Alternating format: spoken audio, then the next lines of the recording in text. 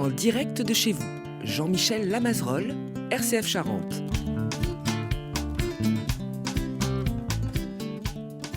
Bonjour à toutes et à tous, bienvenue dans notre émission où nous nous trouvons à Rozay. Rozay, R-O-Z-E-T, sur la commune de Combiers. Donc lorsque vous êtes sur la route qui vous mène de Angoulême sur Périgueux, eh bien vous allez faire un pas de côté et puis vous pouvez découvrir sur cette commune un endroit que j'estime être assez fabuleux.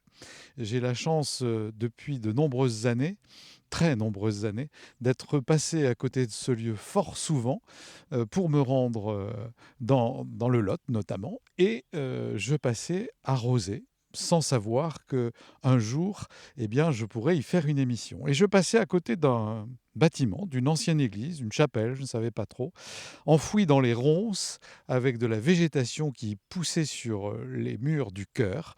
Le chœur était d'ailleurs effondré, et je me disais, oh, quelle tristesse, si un jour ça pouvait renaître. Et puis un jour, en passant, puisque je passais au moins 2 fois par an, j'ai vu que des engins, des brouettes, des gens, enfin il se passait quelque chose.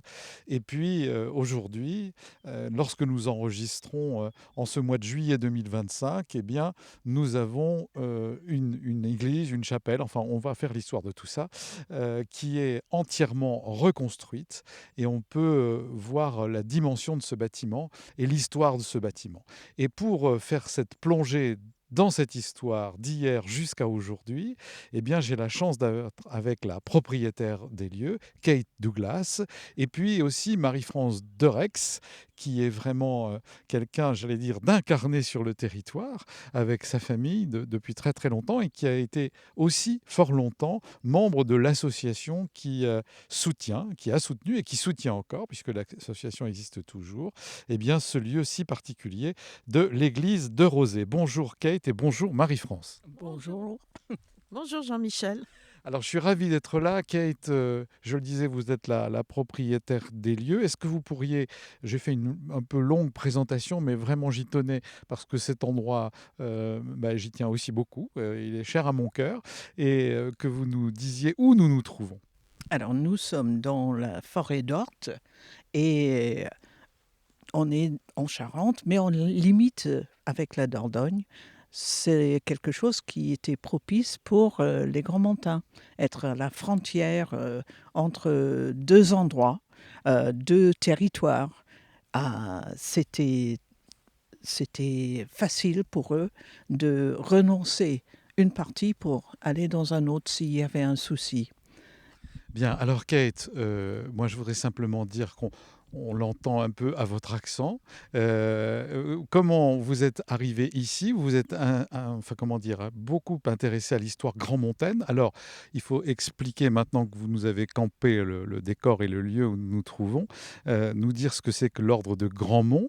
Quelle est votre histoire avec cet ordre et comment êtes-vous arrivé là avec Carole? Alors, je suis d'origine écossaise. C'est tout la faute à une petite erreur dans un livre que nous avons trouvé à Limoges, près de Limoges, sur le site de l'abbaye de Grandmont. Et c'est suite à cette découverte de l'erreur que Carole et moi sommes allés au pays de Galles, enfin la frontière entre le pays de Galles et l'Angleterre, pour trouver un des 3 prieurés en Angleterre. Et là, c'était dans un état assez lamentable. Et nous avons créé une association pour la consolidation des vestiges. Et à ce moment-là, nous avons commencé à étudier un peu, rechercher l'ordre de Grandmont et l'architecture de cet ordre, pour savoir pourquoi Craswell, ce prieuré en Angleterre, était différent que tous les autres.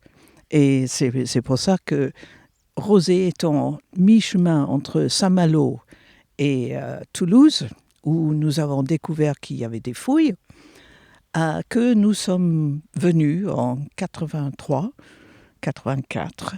On a fait un petit passage dans le champ à côté avec un camping-car. Et c'était comme ça qu'on a découvert Rozay, comme tu as dit, sous les ronces, sous la forêt qui poussait sur la nef. Et donc, on a dit, bon, c'est très joli, mais bon, qu'est-ce qu'on peut faire? Rien. Et c'est à ce moment-là que nous avons rencontré à Toulouse Martine Larigauderie et son mari, André. Et c'est eux qui avaient commencé à s'intéresser à Rosé, à faire quelque chose. Et en 86, Martine est devenue présidente de l'association. Et c'est à ce moment-là, avec tous ces liens que nous avons créés, que petit à petit, d'abord, l'Église était inscrite sur le registre des monuments en danger. Et ensuite, bien après, en 92, elle est devenue monument historique. Mais à ce moment-là, l'Association pour la sauvegarde de l'église cormontaine de Rosé a été lancée en 86 par Martine avec présidente. Et bon, ça a continué d'agrandir et les recherches ont continué. Et parce que les propriétaires de ce lieu ont voulu vendre, c'est à ce moment-là que Martine nous a contactés pour voir si on était intéressé pour l'acheter. Eh bien, oui. Bon. Parce qu'on pensait que peut-être en France, on pouvait faire mieux qu'on avait fait à Craswell, parce que, bon, l'association à Craswell, ça a continué. Et bon, mais on pouvait moins faire, dans le sens qu'il n'y avait pas beaucoup à sauvegarder. Et donc, nous sommes inscrits dans la société civile immobilière qui a été créée à ce moment-là. Donc, on l'avait acheté en 91. Voilà. Voilà, ben merci pour tout cet historique. Kate, vous étiez toutes les deux, Carole et vous, universitaires. Comment vous vous étiez intéressée à cet ordre de Grandmont pour arriver à Limoges? Qu'est-ce qui vous avait, comment dire, pas fasciné, mais alerté et qui vous avait fait faire autant de voyages et pour arriver jusque-là finalement? Alors là, c'est pas moi qui étais l'universitaire. C'était d'abord Carole, qui a fait des études en archéologie à Rome, et elle était historienne aussi, avec une spécialité dans le médiéval et dans les sources d'eau dans le médiéval, l'hydraulique. Et à ce moment-là, elle voulait faire une thèse sur les cisterciens. Et c'est pour ça qu'on commençait à voyager un peu pour découvrir les sites cisterciens. Moi, j'étais professeur de travaux manuels, technologie à Londres. Et bon, je parlais un peu français et je prenais des photos. Donc voilà, c'était comme ça que ça a commencé. Et Carole a fait cette découverte de l'erreur dans le livre. Et c'est suite à tout ça que l'histoire a commencé, quoi. D'accord, et que vous êtes arrivé là, et Carole a disparu il y a quelques années, donc on salue sa mémoire à travers cette émission aussi. Alors, parlez-nous maintenant, puisque nous sommes à côté de cette cabane de feuillardier, mais on va y venir, de l'ordre, cerclier, pardon, oui. Alors, cerclier, mais on expliquera, c'est encore presque une autre émission à faire, mais en tout cas, on s'est mis là parce que les moines, ils commençaient par habiter des sortes de huttes, on va décrire. C'est quoi d'abord l'ordre de Grandmont? Quand est-ce qu'il a été créé? C'est sous Louis XVI qu'il a été aboli, entre guillemets. Donc, il commence à quelle époque? Et après, on va commencer à déambuler. Bon, l'ordre de Grandmont, c'était pas fondé par Étienne de Muret, mais c'est les disciples de Étienne de Muret, Étienne de Thiers, qui ont lancé, qui ont voulu suivre ses conseils, suivre tout son histoire. Étienne de Muret était canonisé en 1189, donc parmi les premiers à être canonisé par une pape.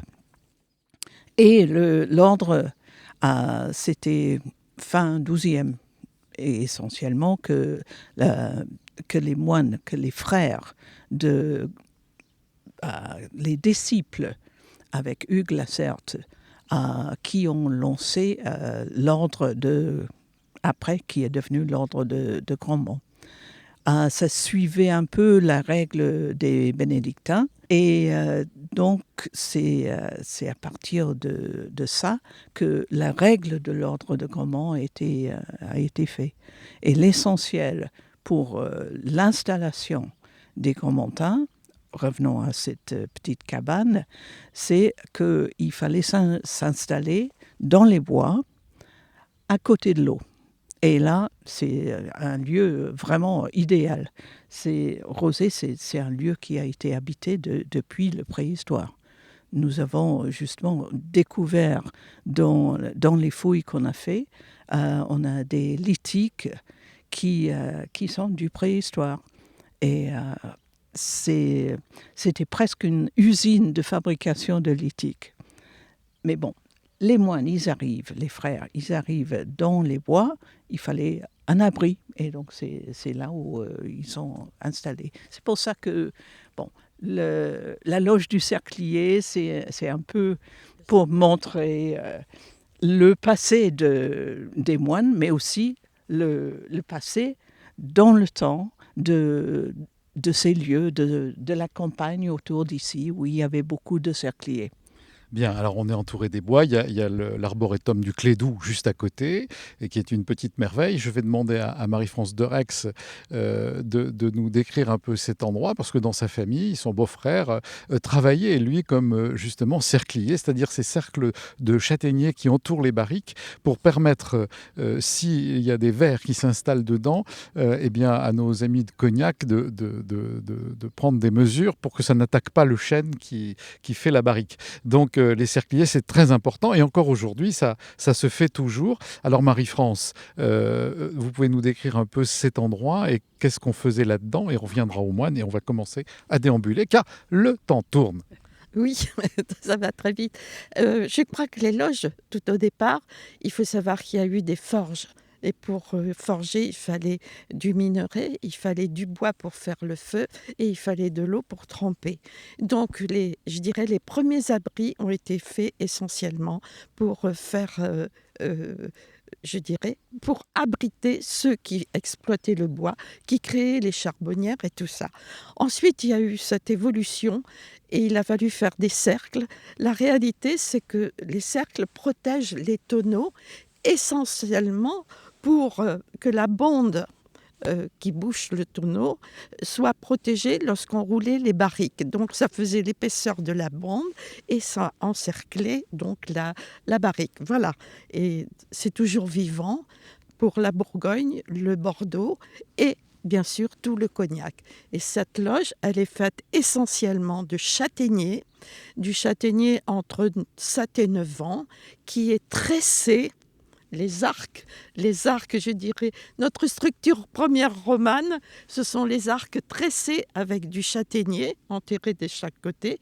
Et ensuite, lorsque les personnes allaient dans les bois faire une coupe de châtaignier pour faire les cercles, ils avançaient au fur et à mesure qu'ils créaient les copeaux en parant le cercle et couvraient l'horloge au fur et à mesure qu'ils s'installaient.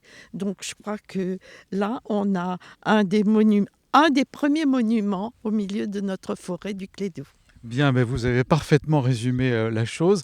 C'est une hutte un petit peu allongée avec presque un cul-de-four, vous le disiez, hein, c'est presque une église romane, hein, en miniature.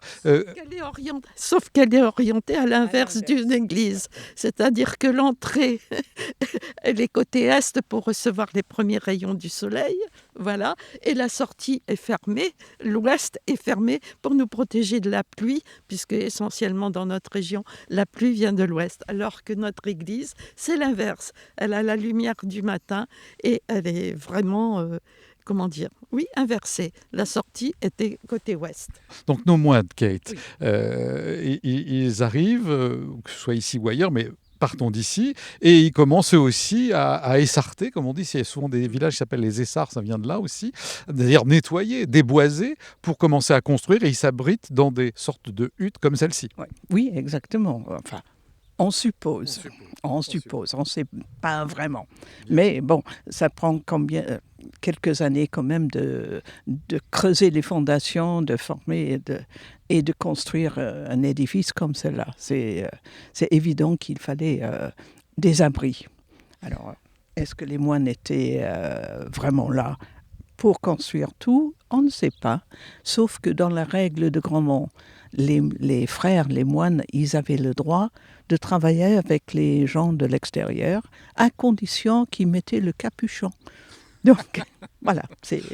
Bon, alors il fallait qu'il soit dans la règle d'habit de l'ordre. Alors maintenant, on va avancer. On est à côté de ce que je parlais de l'église, la cella, comme on dit, voilà, puisque vous m'avez dit tout à l'heure, l'église de Grandmont, c'est l'abbaye fondatrice et il y avait des prieurés. Donc là, nous sommes à côté d'un prieuré, donc une cella, donc l'église qui a été restaurée. Mais j'ai à côté de moi, j'allais dire, entre guillemets, un champ de ruines. Expliquez-nous. Exactement, oui. Alors, ce que nous avons, c'est tout le plan qui a été découvert pendant 10 ans de fouilles. On ne savait pas qu'il y avait autant de vestiges, mais on a découvert tout le plan. Et c'est un plan vraiment type de l'ordre de Grandmont. Donc, vous avez l'église. À côté de l'église, il y a un passage qui mène au cimetière. Le cimetière, c'est autour du coup de four. Et après le passage, il y a la salle capitulaire. Et là, nous sommes devant la salle de travail. Et en face de nous, c'est le réfectoire. Et éventuellement, là, la cuisine, c'est là où j'habite. C'est la cuisine monastique. Sans oublier les latrines qui sont au fond. Oui, très important, parce que ça, on n'en parle jamais. Ah oui. Mais enfin bon, les moines, ils font pipi caca. Donc, ils ont besoin d'avoir des lieux. Exactement. Et on dit toujours que c'était pas bien fait correctement. Mais si, c'était pensé tout ça. Là, c'est vraiment pensé. Il y a un mur doublé avec une chute comme ça. Le dortoir qui était à la hauteur, c'est à l'étage. Il y avait une pièce pour, on ne sait pas trop si c'était bibliothèque, si c'était infirmerie, si c'était pour le prieur commandataire, si c'était pour écrire. Un scriptorium, peut-être, oui. Ouais, les moines, ils n'écrivaient pas tellement. Hein. Ils n'étaient pas un ordre qui tenait des documents. Oui. C'est ça qui pose des problèmes des fois parce qu'on n'a pas de charte de fondation pour Rosé. Donc on ne sait pas qui est-ce qui était au départ de cet ordre. À part que ça a dû être quelqu'un qui soutenait les Plantagenets. Ah, d'accord. Parce que là, la plupart des églises grandmontaines ont été soutenues, subventionnées, si on veut, par les Plantagenets. Henri II, Richard III, Jean Santerre, etc. Et bien sûr, les gens qui les soutenaient aussi. Donc ici, c'est les Lusignans, peut-être, ou d'autres. Bon, tous les noms que vous évoquez vont parler à beaucoup de gens, en tout cas ceux qui s'intéressent aussi à l'histoire et l'histoire de notre pays. En face de nous, il y a maintenant une grange, et dans cette grange, quand on vient visiter, car cet endroit se visite évidemment, il y a tout un tas de panneaux avec l'explication du travail de l'association, tout ce que vous nous avez raconté tout à l'heure dans cette histoire, ce couple au départ qui s'intéresse à l'endroit, et on peut voir toute l'évolution des travaux. Là, maintenant, j'ai déplacé ces explications. Ils sont dans l'église. Alors, Mais on va y aller. On va aller dans l'église directement. Marie-France, j'en profite pendant qu'on va jusque dans l'église pour que vous nous parliez un peu de l'association dont vous avez été membre pendant très longtemps, même trésorière et présidente aussi peut-être. Non, trésorière. J'ai été présidente. J'ai été trésorière effectivement pendant une quinzaine d'années pour trouver toutes les subventions, animer le lieu pour pouvoir reconstruire ce que nous avons reconstruit. Voilà, et aider Kate et Carole dans ce travail, je dirais, exceptionnel pour notre région au milieu des bois. Bien, alors vous êtes humble quand vous dites ça, vous vous êtes dépensé, je sais, sans compter pour une trésorière sur cet endroit parce que vous y êtes attaché de quelle façon? J'y suis attachée parce qu'en réalité, Kate et Carole et l'ASCI Gramontaine créée a racheté à un membre de ma famille ce lieu. Voilà. Et il faut savoir que mon arrière-grand-père habitait Rozay, qu'il disposait de la forêt entre Combiers et Rougnac, qu'il exploitait, qu'il faisait exploiter les bois. Et donc, c'est son fils, Aimé de Rex, qui disposait de ce lieu. Il habitait en face, disposait de ce lieu, et il est décédé très jeune. Et c'est son épouse, Madame Lagarde, qui a vendu à Kate et à la SCI, qui a vendu ce lieu. Voilà. Alors, on parlait d'animation, on a compris votre enracinement familial, bien sûr, et cette histoire qui continue et se perpétue. Et comme vous disiez, Kate, il faut l'animer. Alors, qu'est-ce que vous avez lancé comme animation dans cet endroit et en combien d'années ça a pu rapporter suffisamment d'argent petit à petit entre les subventions et l'association pour restaurer l'endroit? Ça continue, oui. En réalité, ça fait 25 ans, voire 30 ans que nous sommes à la recherche d'argent pour restaurer, parce qu'il faut savoir que ça coûte énormément cher. Voilà. Et les premières animations ont été des repas, comme il est de tradition. Et c'était Madame Huguette Desrives qui faisait avec ce qu'elle pouvait faire chez elle, la cuisine, pour recevoir une centaine de personnes. Voilà. Et après, on a commencé à faire des animations un peu plus, je dirais, culturelles. Et les chants. Voilà. Des chants. Et on a commencé surtout par des chants gramontins, voilà, grégoriens. Médiévaux, grégoriens, etc. Voilà. Et toujours, on a essayé de fêter au maximum, que ce soit des floralies, que ce soit des rallyes pour faire découvrir la région. On a participé aux nuits archéologiques du département, on a participé aux nuits romanes. Nous avons été évincés parce que nous étions une association et pas une mairie par Ségolène, mais on a fait des spectacles, je crois, qui étaient en harmonie avec le lieu, et ça a toujours été ma recherche, qu'un spectacle ne soit pas dissonant par rapport à la pureté du lieu. Alors, là, on frémit parce qu'on vous entend parler de la pureté du lieu. Kate, ouvrez-nous la porte pour qu'on puisse constater, entendre et découvrir la pureté du lieu, car il s'agit bien de simplicité, d'humilité et de pureté, et notamment un son assez extraordinaire. Et nous sommes là aussi aujourd'hui parce que vous venez, avec l'association et la SCI, etc., de faire le sol. Vous avez commencé par le haut, alors ça résonne énormément dans cette église. Vous avez fait le sol il y a quoi ça a été inauguré il y a 15 jours quand nous enregistrons cette émission. Oui, ça a été terminé au mois de février avec le petit parvis, là. C'est l'entreprise Domus Art qui ont fait les travaux. Et pour moi, c'était un travail super. Et c'est un travail super, moi qui l'ai connu à différents moments. Donc on vient de passer la porte latérale. On se trouve, quand on regarde, on est inondé de la lumière dont parlait tout à l'heure Marie-France, cette lumière du matin, avec des vitraux qui ne sont pas tout à fait des vitraux comme on pourrait s'y attendre. C'est-à-dire que là, nous avons toute la lumière, c'est le ciel qui rentre dans le cœur de cette église, avec 3 immenses fenêtres et puis cette voûte. Et cette lumière nous permet ces vitraux où il y a une sorte d'arbre symbolisé, très léger, nous permettent de voir que nous plongeons les racines dans du vivant et que nous avons toute la lumière du soleil et puis les nuages et puis le temps qu'il fait qui pénètre dans cette magnifique celle-là, dans cette magnifique église. Oui, les vitraux ont été fabriqué et conçu par Philippe et Françoise Riffaut de Ruffec. Et Philippe est venu un jour pour voir ce qu'on voulait. Et on ne voulait surtout pas de la couleur. Parce que pour nous, la simplicité, c'était essentiel pour les grands montants. Donc le plus pur, donc c'est du blanc. Voilà.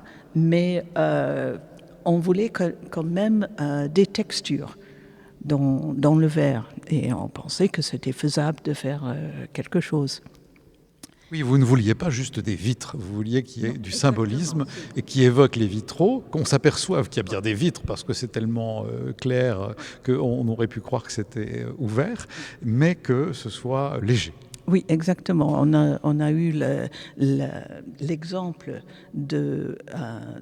du prieuré de Combremal dans l'Aveyron, où il y a des grandes baies, ils sont magnifiques, mais c'est d'une clarté, c'est que du verre. Du haut en bas, un seul morceau. Et là, c'est super. Mais on voulait un peu plus. Oui. Alors, Marie-France, on va s'avancer pendant que vous parlez dans le cœur. Je crois qu'il y a un symbole qui a été respecté de la règle gramontaine, c'est qu'il fallait construire au milieu des bois. Donc l'essentiel est représenté, c'est-à-dire un chêne avec ses racines et absolument les branches qui vont à la fois côté nord-est et sud-est. Et je crois qu'ils sont merveilleux ces vitraux parce qu'ils sont aussi beaux le jour que la nuit. Parce que la nuit, monsieur et madame Riffaut ont inséré des petites pastilles qui fait qu'au clair de lune, les vitraux sont aussi beaux et aussi resplendissant de lumière la nuit que le jour. Et ça, c'est une merveille de réalisation. Alors Merci à l'atelier Saint-Jacques. Bien, merci Marie-France. C'est vrai que... Et alors là où je me trouve, je n'ai pas besoin de casque pour écouter ma voix, parce qu'il y a le retour dans mes oreilles, c'est-à-dire que lorsqu'on chante ici, on a automatiquement le retour, ou lorsque les prêtres célébraient la messe, car nous nous trouvons à la place de l'autel ici, avec cette magnifique voûte en tiers-point. Mais Kate, je pense que nous reviendrons, car l'émission se termine, justement pour faire comme un feuilleton et peut-être entendre des gens chanter, maintenant qu'on a mis l'eau à la bouche des gens qui nous écoutent. D'abord leur dire qu'on peut venir visiter cette église Grand-Montagne, Kate, vous allez nous dire quand, et puis venir peut-être enregistrer lorsqu'il y aura du chant pour donner toute sa plénitude et son ampleur à cet endroit. Ça serait super. On va le faire. Kate, alors comment est-ce qu'on vient visiter ici? Quand est-ce que c'est ouvert? Comment ça se passe? Alors essentiellement, c'est toujours ouverte. La porte est toujours ouverte, sauf s'il y a une exposition vente, comme avec Fleur d'Isa récemment, où je ferme et j'ouvre pendant la journée. Pour une visite guidée, il suffit de frapper à la porte et je suis là. Si je suis là, c'est bon. Si je suis pas là, bon, c'est toujours ouverte. Et on a des dépliants avec un QR code où il y a, on peut appuyer sur les numéros avec le smartphone et on a un commentaire soit en anglais ou en français. Merci beaucoup Kate, merci beaucoup Marie-France. On termine cette émission-là. Première étape de notre feuilleton. Et puis on va essayer de l'entendre. Merci beaucoup Jean-Michel. À bientôt Marie-France, à bientôt Kate. À bientôt et merci. Et moi je vous dis à bientôt pour une autre émission. Et venez arroser parce que ça vaut vraiment le détour. À bientôt.